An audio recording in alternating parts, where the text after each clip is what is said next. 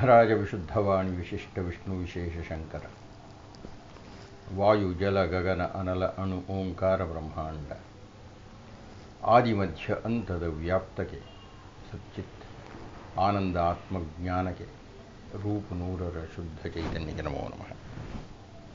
ಗುರುಗಳೇ ನಮಸ್ಕಾರ. ನನ್ನ ಹೆಸರು ಲತೇಶ್, ಮಂಗಳೂರಿಂದ. ಗುರುಗಳೇ, ಮೈ ಮೇಲೆ ಆವೇಶ ಬರುವುದು ಅಂದರೆ ದೇವರು, ದೈವ ಅಥವಾ ಪ್ರೇತ ಮುಂತಾದವುಗಳು ಮೈ ಮೇಲೆ ಬರುವುದು ನಿಜವೇ ಅಥವಾ ಇದು ಒಂದು ಮಾನಸಿಕ ರೋಗವೇ? ದಯವಿಟ್ಟು ತಿಳಿಸಿ. ಲತೇಶ್ ನಮಸ್ಕಾರ.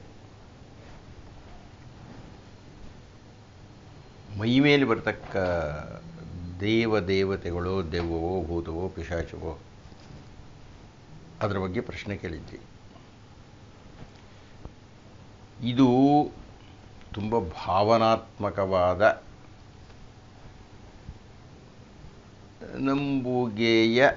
ನಂಬಬಹುದಾದವರ ಹಿನ್ನೆಲೆಯಲ್ಲಿನ ವಿಷಯ ಇದು.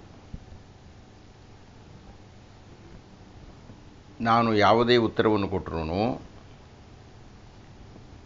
ನನ್ನನ್ನು ಬೇರೆ ಯಾವ್ಯಾವುದೋ ಕಾರಣದಿಂದ ಒಪ್ಪಬಹುದಾದಂಥ ಜನರೂ ಒಪ್ಪದ ಪ್ರಶ್ನೆ ಇದು.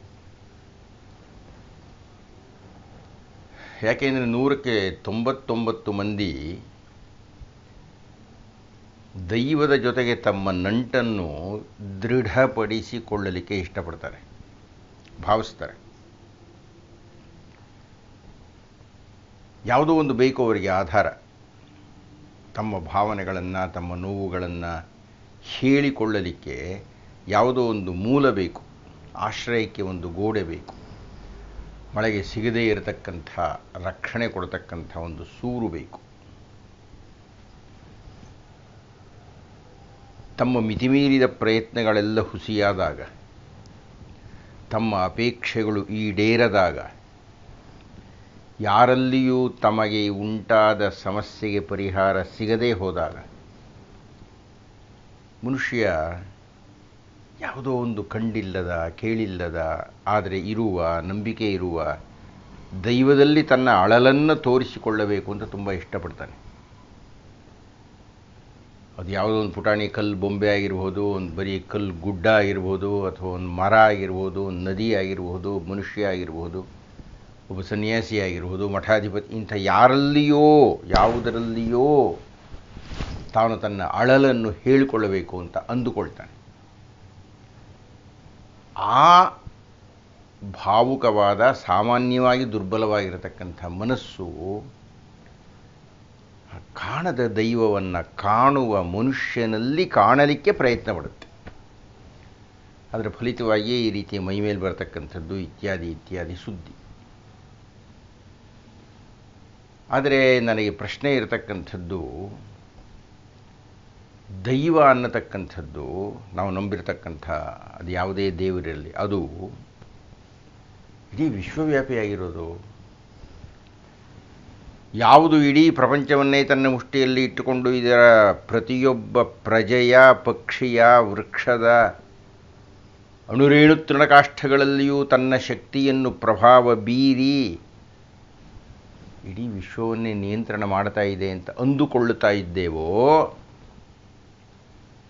ಯಾವುದು ಬೃಹತ್ತಾಗಿದೆ, ಮಹತ್ತಾಗಿದೆ, ವ್ಯಾಪಿಸಲ್ಪಟ್ಟಿದೆ, ಇಡೀ ಬ್ರಹ್ಮಾಂಡವೇ ಇದು, ಅಷ್ಟು ವಿಸ್ತಾರವಾಗಿರತಕ್ಕಂಥ ದೈವದ ಕಲ್ಪನೆಯನ್ನು ಮಾಡಿಯೋ ಒಪ್ಪಿಕೊಂಡಿಯೋ ಇರತಕ್ಕಂಥ ನಮಗೆ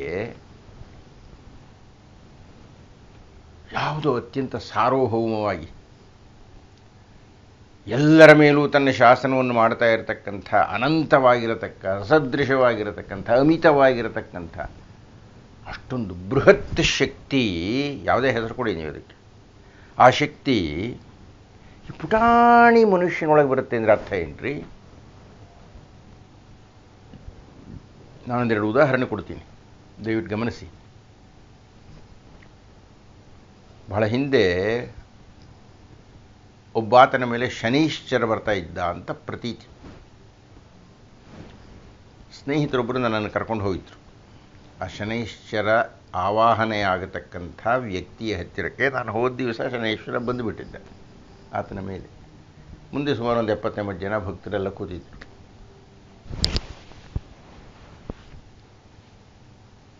ದೊಡ್ಡ ಕಿರೀಟ ಎಲ್ಲ ಇಟ್ಕೊಂಡ್ಬಿಟ್ಟಿದ್ದಾನೆ ಆತ.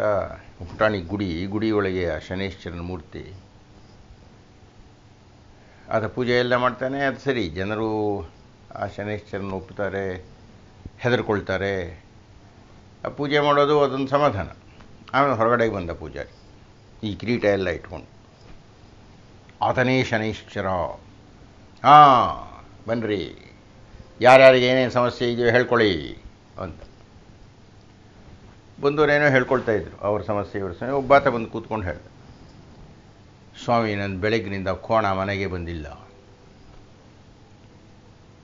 ಅಂದರೆ ಏನಯ್ಯ, ನಿನ್ನೆ ಇಡೀ ದಿವಸ ಇರಲಿಲ್ಲ, ಅದು ಬೆಳಗ್ಗೆ ತನಕ ಕಾಯ್ತಾ ಇದ್ವಿ, ಬೆಳಗ್ಗೆ ಬಂದಿಲ್ಲ, ಹುಡುಕ್ತಾ ಇದ್ದೀವಿ, ಸಿಗ್ತಾ ಇಲ್ಲ, ಏನು ಮಾಡಬೇಕು ಸ್ವಾಮಿ? ಹೆದರ್ಕೋಬೇಡ, ನಾನಿದ್ದೀನಿ, ನಿನ್ನ ಕೋಣನ ಹುಡುಕ್ಕೊಡ್ತೀನಿ. ನಾನು ಅಂದ್ಕೊಳ್ತಾ ಇದ್ದೆ, ಏನಪ್ಪ ಶನೇಶ್ವರನಿಗೆ ಇನ್ಯಾವುದು ಬೇರೆ ಕೆಲಸದಲ್ಲಿ ಇವನು ಕೋಣ ಹುಡುಕ್ಕೊಡ್ಬೇಕಾ ಅಂತ. ನಾಳೆ ರಾತ್ರಿ ಒಳಗೆ ನಿನ್ನ ಮನೆಗೆ ಬರುತ್ತೆ. ಅಕಸ್ಮಾತ್ ಬರಲಿಲ್ಲ ಅಂತ ಇಟ್ಕೋ, ಅದರ ಆಯುಷ್ಯ ಮುಗಿದಿದೆ ಅಂತ ತಿಳ್ಕೋ. ಅಥವಾ 8 ದಿವಸ ಆದಮೇಲೆ ಸಿಗಬಹುದು. ಆದರೆ ಇಷ್ಟು ದಿವಸ ನಿನಗೂ ಅದಕ್ಕೂ ಸಂಬಂಧ ಕತ್ತರಿಸಬೇಕಾಗಿತ್ತು ಅನ್ನೋದು ದೈವದ ನಿಯಮ. ಗೊತ್ತಾಬೇಡ, ಹೋಗು. ಪೂಜಾರಿಗಳಿಗೆ ಕಾಣಿಕೆ ಕೊಟ್ಟು ಹೋಗು. ಪೂಜಾರಿ ಅಂದ್ರೆ ಇವರೇ. ಪೂಜಾರಿಗೆ ಕಾಣಿಕೆ ಕೊಟ್ಟು ಹೋಗು ಅಂತ ಹೇಳಿ. ಅಂಥದ್ದೊಂದು 8 ಸಂದರ್ಶನಗಳಾಯಿತು. ಆ ಶನೈಶ್ಚರ ಆ ಪೂಜಾರಿಯ ಅಥವಾ ಯಾರ ಮೇಲೆ ಆವಾಹನೆಯಾಗಿದ್ದನೋ ಆತನಿಂದ ಬಿಟ್ಟು ಹೋಗುವುದಕ್ಕಿಂತ ಮುಂಚೆ ಘೋಷಣೆ ಮಾಡಿತು, ಭಕ್ತಾದಿಗಳೇ, ಧಾರಣಾವಾಸಿಗಳ ಬೆಲೆ ಬಹಳ ಜಾಸ್ತಿ ಆಗಿಬಿಟ್ಟಿದೆ. ಒಂದಿದ್ದು 2ರಷ್ಟಾಗಿಬಿಟ್ಟಿದೆ. ಮನುಷ್ಯರ ಜೀವನ ಬಹಳ ಕಷ್ಟ ಆಗಿದೆ. ಬದುಕುವುದು ತುಂಬ ದುಸ್ತರವಾಗಿದೆ. ಈ ಪೂಜಾರಿಯನ್ನು ಚೆನ್ನಾಗಿ ನೋಡಿಕೊಳ್ಳಿ. ಒಳ್ಳೆಯ ದವಸ ಧಾನ್ಯಗಳನ್ನು ತಂದುಕೊಡಿ, ಒಳ್ಳೆಯ ಕಾಣಿಕೆಗಳನ್ನು ತಂದುಕೊಡಿ ಅಂತ ಶನೇಶ್ವರ ಇಷ್ಟು ಹೇಳಿಬಿಟ್ಟು ಹೋಗ್ಬಿಟ್ಟು ಈತ ಬಿದ್ದುಬಿಟ್ಟ ಕೆಳಕ್ಕೆ. ನಾನೇನಪ್ಪ ಹೇಳಿ ಇದನ್ನು ನೋಡಿ? ಅಥವಾ ಇನ್ನೊಂದು ಬಹಳ ಪ್ರಸಿದ್ಧವಾಗಿರತಕ್ಕಂಥ ಒಬ್ಬ ಪೂಜಾರಿ, ಆತ ಮೇಲೆ ಹನುಮಂತರಾಯ ಬಂದುಬಿಡ್ತಾನೆ. ನಂಬಿಡ್ತಾರೆಲ್ಲ, ಹನುಮಂತರಾಯ ಅಲ್ರಿ. ಹನುಮಂತರಾಯನ ಕಲ್ಪನೆ ಏನು, ಅಥವಾ ನಾವು ಹನುಮಂತರಾಯನ ನೋಡಿರೋದು ಹೇಗೆ, ರಾಮಾಯಣದಲ್ಲಿ ಆತನ ವಿವರಣೆ ಹೇಗೆ, ಆತನ ಶಕ್ತಿ ಹೇಗೆ? ಅಷ್ಟು ಮೇರು ಮಂದರ ಸಂಕಾಶಂ ಬಭೌ ದೀಪ್ತಾನಲ ಪ್ರಭಃ ಅಂತ ವಾಲ್ಮೀಕಿಗಳು ವರ್ಣನೆ ಮಾಡ್ತಾರೆ. ಮೇರುಮಂದರ ಒಳ್ಳೆ ಮೇರು ಪರ್ವತ ಇದ್ದಾಗ ನಿಂತ ಬೆಳೆದ ಆತ ಸೀತೆಯ ಮುಂದೆ ಕಂಡಾಗ. ಅಂತಹ ಹನುಮಂತ ಈ ಆರಡಿ ದೇಹದಲ್ಲಿ ಬಂದು ಸೇರ್ಕೊಂಡ್ಬಿಡ್ತಾನೆ. ಎಲ್ಲಿ ಸೇರ್ಕೊಳ್ತಾನೋ ಗೊತ್ತಿಲ್ಲ, ಇರಲಿ, ಸೇರ್ಕೊಳ್ತಾನೆ. ನಾನು ಬಹಳ ಪುಟಾಣಿಯಾಗಿ ಪ್ರಶ್ನೆ ಕೇಳ್ತೀನಿ. ಹನುಮಂತ ಬೆಟ್ಟಗಳನ್ನೇ ಎತ್ತುತ್ತಿದ್ದಾರೆ. ನೀವು ಚಿತ್ರ ನೋಡಿದಿರಲ್ಲ, ಸಂಜೀವಿನಿ ಪರ್ವತ ಎತ್ಕೊಂಡು ಬರೋದು, ಬೆಟ್ಟಗಳನ್ನೇ ಎತ್ತಿಬಿಡ್ತಾ ಇದ್ದ.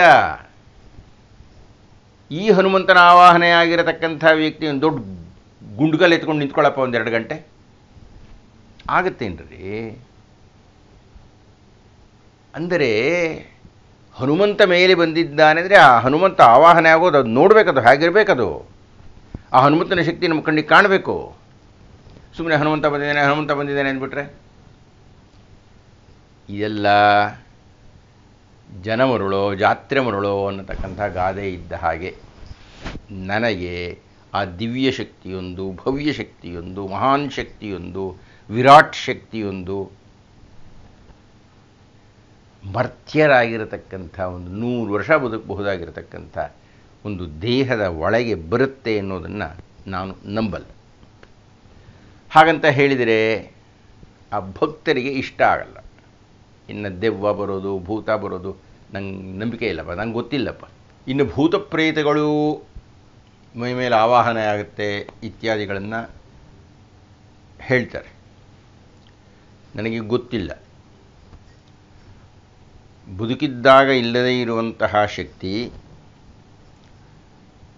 ಹೊರಕೊಡಬಲ್ಲಂಥ ಶಕ್ತಿ, ಸಮಸ್ಯೆಯನ್ನು ಪರಿಹಾರ ಮಾಡಬಲ್ಲಂಥ ಶಕ್ತಿ, ಸತ್ತು ಹೋದ ಮೇಲೆ ಆ ಸತ್ತು ಹೋಗಿರತಕ್ಕಂಥ ಆತ್ಮ ಏನಾದರೂ ಸದ್ಗತಿಗೆ ಹೋಗದೇ ಇದ್ದಾಗ ಮೇಲೆ ಬರುತ್ತೆ ಅನ್ನತಕ್ಕಂಥದ್ದೊಂದು ವಾಡಿಕೆ ಇದೆ. ಅದು ಎಷ್ಟರ ಮಟ್ಟಿಗೆ ನಿಜ ಅನ್ನತಕ್ಕಂಥದ್ದನ್ನು ನಾನು ಹೇಳಲಾರೆ, ಯಾಕೆಂದ್ರೆ ನನಗೆ ಗೊತ್ತಿಲ್ಲ.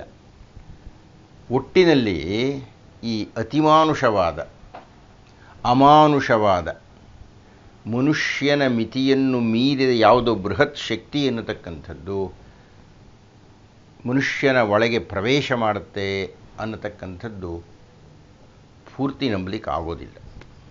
ನಮಸ್ಕಾರ. ಶ್ರೀ ಗುರುಭ್ಯೋ ನಮಃ. ಗುರುಗಳಿಗೆ ನಮಸ್ಕಾರ. ನಾನು ರಾಮಕೃಷ್ಣ, ಮೈಸೂರಿನಿಂದ ಮಾತಾಡ್ತಾ ಇದ್ದೀನಿ.